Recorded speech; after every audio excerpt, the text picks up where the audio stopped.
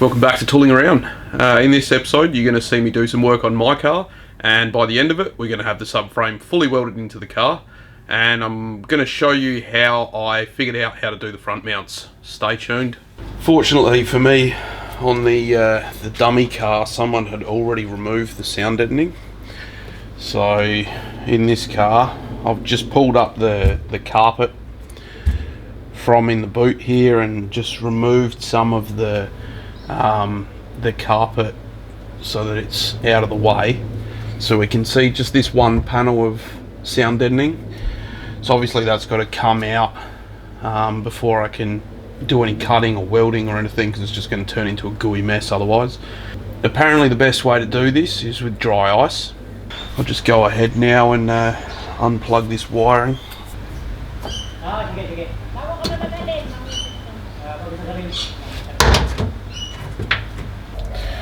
So I just stuffed a couple of rags down in the back corners back here, just to stop it from falling down behind the seats. So this is what I bought. This is 20 bucks worth. Basically all you got to watch out for with this shit is, obviously it's cold, you don't want to touch it, and you do want to use it in a well ventilated area, because it goes from a solid state straight to a gas.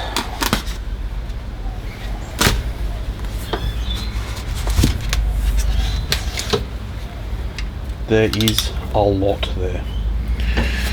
So I've just got this. I'm just going to shovel it on there and see how we go and spread it out.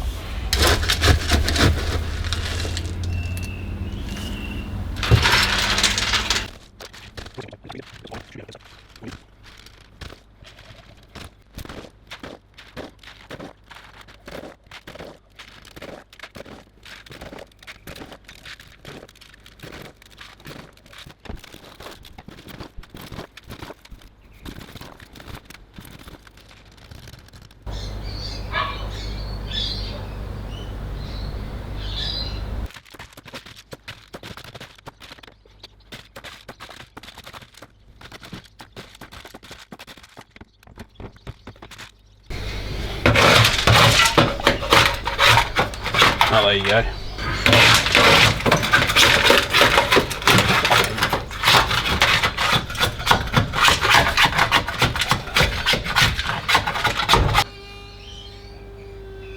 Oh, that's not good.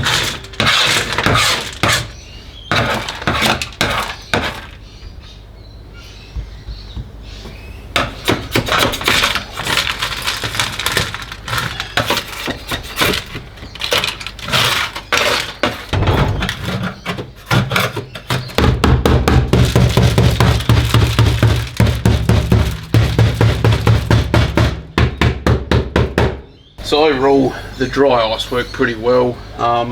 Anywhere where this adhesive was used, the dry ice doesn't touch it.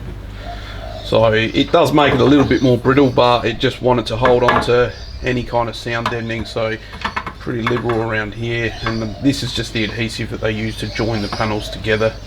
So as well as removing this, because obviously we've got a weld in this area, you can actually see each individual spot weld from the top. Okay guys, I'm sure if you're watching this, chances are you know what one of these looks like, but for those who don't, this is the standard solid rear end on an Aussie delivered R31. The import models for the most part were IRS, a different style to the one that I'm about to put in. The ones that were live rear axle, they used a Nissan made, I think it was a C200 rear differential, whereas this one here is made by Borg-Warner. Okay guys, so you can see here I've got this out of the car. I would recommend trying to get a mate to give you a hand. It always seems heavier than I remember. This thing would, I have no idea how much it weighs, at least 60 kilos I reckon. It's just awkward because of how big it is as well. Got a set of these. So it came with this arbor, and these just screw on. It's just basically like a mini hole saw. It's pretty tight. And I don't know, there's 20 in there or something. So the time has come, and that time is to remove the mounts from my car. So after this, it's the point of no return. That's it. Once they're out, it's IRS.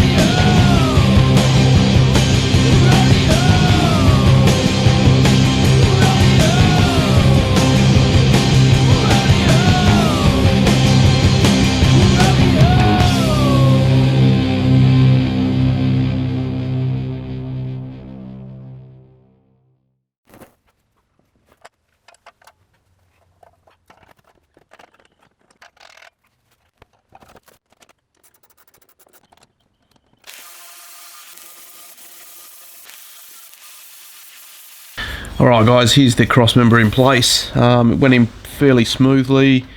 There was a few differences to the mock-up car, one being that the floor pan in this one wasn't so beaten up, so I actually had to trim some off of this one right up the top, right up there. What had actually happened is when I was working on it, I'd like pressed it in from the bottom, so it was kind of like bowed, whereas this one's nice and straight, so I just trimmed some off of this one. Just another minor change that I had to make. This jig, obviously, on this car, for some reason, the holes were slightly further apart. Maybe I'm talking maybe like a mil, so I just had to elongate the holes on here, 1/2 mil each side. It was pretty tight on the other car, and it is tight on this car again. Hopefully I can get a shot of the fit up. So that's the kind of fit up we're looking at. This section here, it's probably about 7 mil. I have had to fill some of the holes, as you can see. When I was using the spot hole driller, I did blow through a few times and had to weld it up, so this is quite this has warped slightly in places.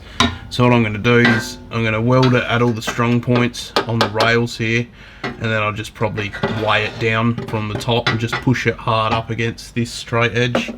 Now I have been checking along the way how true this surface here is in relation to the chassis rails, and I've been using the angle cube for that, so that's proved itself to be invaluable. Yeah, it all looks pretty good. We're in about 1/3 of a degree across the whole thing, so I'm happy with that. What I'm going to do is I'm going to tack this to the rails first in all the tight places, just so it doesn't pull itself around as I tack it, because where it sits now is pretty much perfect. So I'll go ahead and tack that now. Now to do the rail cutouts.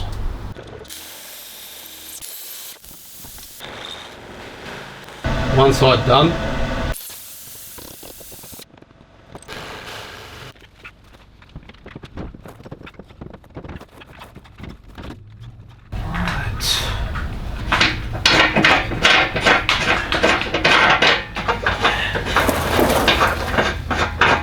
So far looks good. It's the first time it's been in the car. These cutouts look like they're good. I'm just going to take a little bit more, and quite take as much of the lower control arm brackets away. I've probably just got about this much steel to cut away. Another thing that I'm going to have to look at is where the fuel line and the return line, how they navigate past this cross member. At the moment they're sitting just about there. I'm pretty sure they'll clear the diff and everything, but I might end up just maybe drilling a hole in here or something. I'd rather not poke holes in this one where water can sit, whereas in here I don't think it's going to affect the integrity of the cross member. Alright, here's it from another angle. Worked out according to plan. We've got about maybe a 6 mil gap in here. There's just a tiny little piece that I'll probably grind out just so this is more of a flat surface. So if we come up through here, you can kind of see there's pretty much half overlap of this 20 mil hole. I don't think I've got a bolt around here. It's pretty close. It's pretty much half overlap with the rail, so that's where the bolt head's going to actually have to go. So what I'll do is I'll trace out on there the alignment of the hole, and then we'll blow a hole in this rail for where the bolt head will go, and I think I'll make this one out of a piece of 5 mil plate.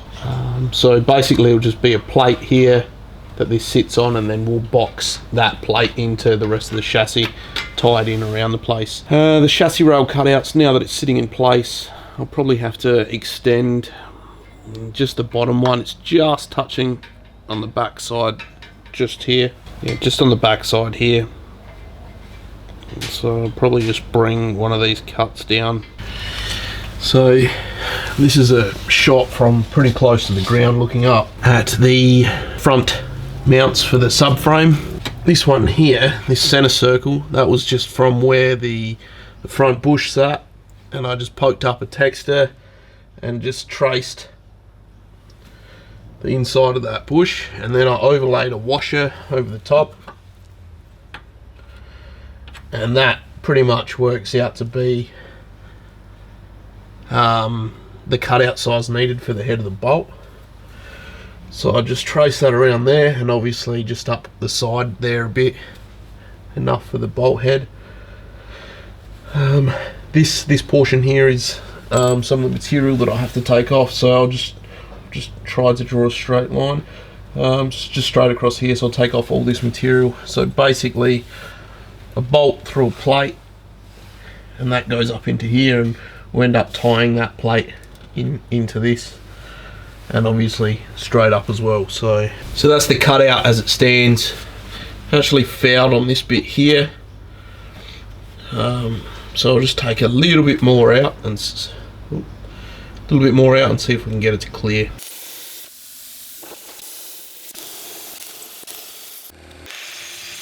Alright, so I've cut these out. Yes, it looks a little bit ghetto, but you won't see it. And I've ground the extension of this piece here. Ground that back. So what I'm going to do is this bolt head will sit up in here, plate will sit here, and obviously the subframe will dictate the exact orientation of the bolt where it goes, and then tighten it down, and then box the plate in to the rest of the chassis. That's the plan. This is the setup that I've come up with for the front mounts. I'm pretty happy with how it's looking so far. This piece here on the bottom, that's actually going to be made out of 5mm plate, and I'll probably for the rest of this box section just use 2mm. What I'll do is I'll tie it to the chassis all the way around. I might not be able to get right up in here behind here, but I'll make it as one piece, put it in and get to it wherever I can with the MIG. So the first thing I'll do is cut this bottom piece out of the 5mm, put it in place, and then trace where this hole needs to be, and then put a 20mm hole in that plate and take it from there. It's just a shot of what the plate looks like, so you can see how much overhang it's got over the rail. Alright, they're the plates. So these go above the front mounts on the subframe. Actually added just a little bit of a chamfer in here. There's a corresponding chamfer on this bolt, so that it sits nice and flush. What I'll end up doing is putting a spacer on here, put a nut on the end so it holds it nice and square, and run a nice bead around here. So I'll go and do that now.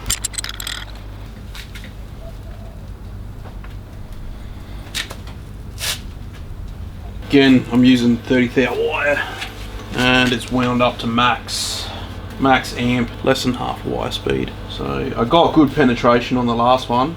Let's see if we can do it again.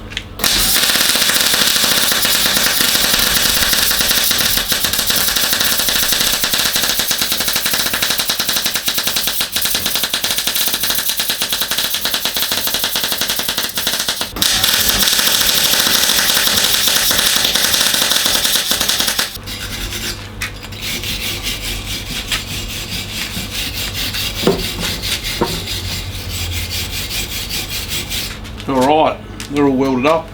Now I'm going to put the studs through the front holes from the top, obviously, and then raise the subframe into position, check that the welds actually clear the cutouts. If not, extend the cutouts. And then what I'm going to do is I'm going to build the box section with it bolted to the subframe. So I'm going to tack the pieces into place. Once it's all tacked into place, just this, not to the car, drop the subframe, weld all these up so they're all one piece, and then do the same thing. So install them into the subframe into place, tighten it all from the rear mounts, and then tack these in and then weld them into place. So let's go. These are the plates, obviously, that the bolts are going through. I've just got these little bits of the box section, they're just held in with magnets there.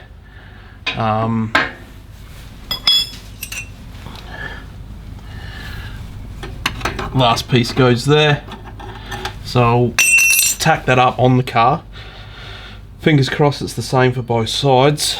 I'll just cut a second set and see if they fit. The cutouts for the bolt heads just cleared. It's just a bit of a shot, the cutout and the bolt head showing the clearance in there. You have to forgive me that I don't film all this stuff. It's just so much fucking around trying to get the camera into position and still have room to move under the car. So I'll go ahead, chop the other side, we'll tack these up, take them over to the bench and then weld them up. Okay, so these are the brackets, the front brackets.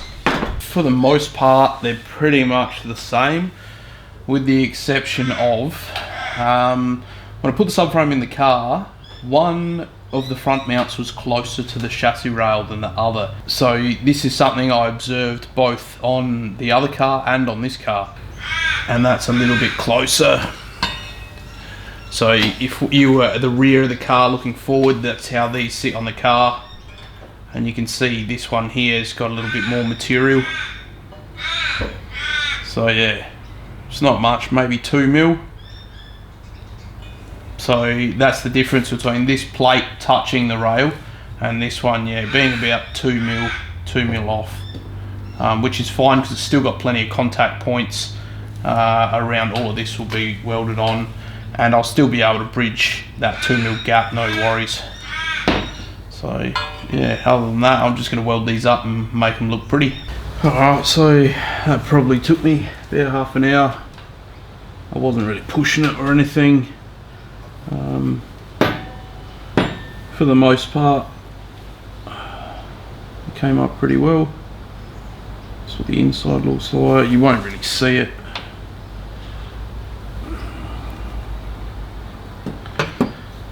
So what I got to do now is, on the car there's all sound deadening where this needs to be welded onto the body, so I guess I'll get back under there with the grinder and keep grinding. This is a view looking up towards the front driver's side mount point for the subframe. I think that's the best angle to give you an idea of the brackets that we made up, where they're going to sit and where they're going to come into contact. Specifically here, that's where the front lower control arm pickups were, so it's obviously pretty strong from the factory. It's got this reinforcing member here. Inside here is actually, inside this rail is actually another, like a reinforcing tube as well. So this area is pretty strong. I'll just give you an idea of how it fits up. So this one sits up in there like that.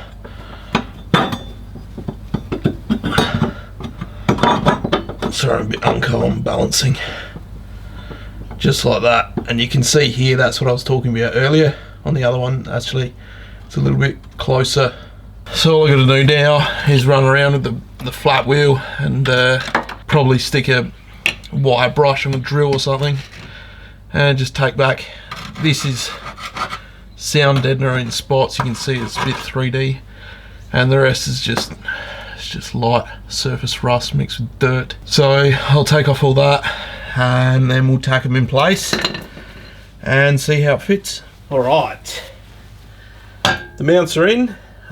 They've been tightened, both at these front ones here and at the back, and obviously that's important so that the subframe indexes off this base, and that dictates where this mount goes, not the mount dictates where the subframe goes, because remember, this whole thing is pretty much aligned from the rear ones that we did. This is just holding it in place, holding this in place, and then we tack it where it lies. I have tightened the rear ones, like I said, as well, and that's pulled it up into place. You can see it, it's like perfectly just sitting there. So I'll go ahead, tack this in. The fact that these are tightened to this front and back should hold all the studs parallel and true, so it shouldn't be too difficult to get this off. So that's the front mounts in.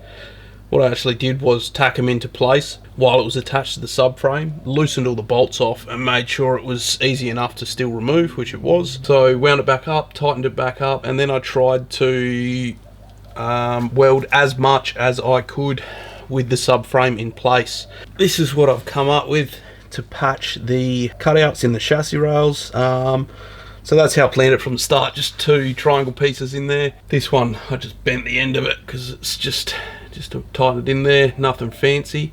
So I'll go ahead, tack those in and weld them in, and that will pretty much be the welding finished, other than, like I said on the floor pan before. I might just show you that now. Yeah, so you can see some of my attempts there. They're pretty ugly looking little beads. So yeah, I think that'll be fixed by just stepping down a wire and having another go. It was my first real-time overhead MIG welding. It is quite challenging, especially on thinner stuff. It's just grinding dust everywhere, pieces of metal, and it's just shit getting the camera under here, let alone moving around it. And yeah, this one's a little bit more step by step. So if you like this episode, guys, make sure you give it a thumbs up. If you have any questions, leave them in the comments below, and if you like watching this kind of content, make sure you subscribe. Thanks, see you next time.